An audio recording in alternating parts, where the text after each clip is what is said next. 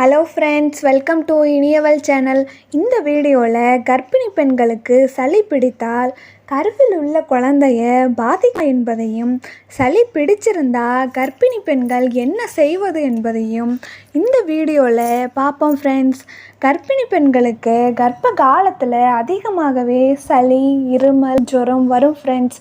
அது ஏன்னா நோய் எதிர்ப்பு சக்தி கம்மியாக தான் இருக்கும் ஃப்ரெண்ட்ஸ். அவங்களுக்கு கர்ப்பிணி பெண்களுக்கு சளி, ஜுரம், இருமல் வந்துருச்சுன்னா கருவில் உள்ள குழந்தைய பாதிக்குமான்னு கேட்டால் அது பாதிக்காது ஃப்ரெண்ட்ஸ்.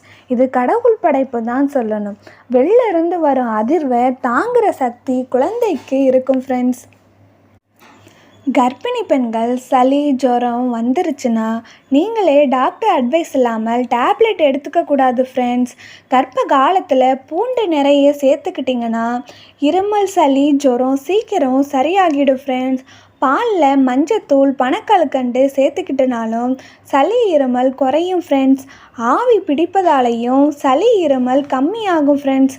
உங்கள் வீட்டில் உள்ளவங்களுக்கு சளி, இருமல் பிடிச்சிருந்தா அவங்கக்கிட்ட இருந்து நீங்கள் டிஸ்டன்ஸில் இருங்க ஃப்ரெண்ட்ஸ்.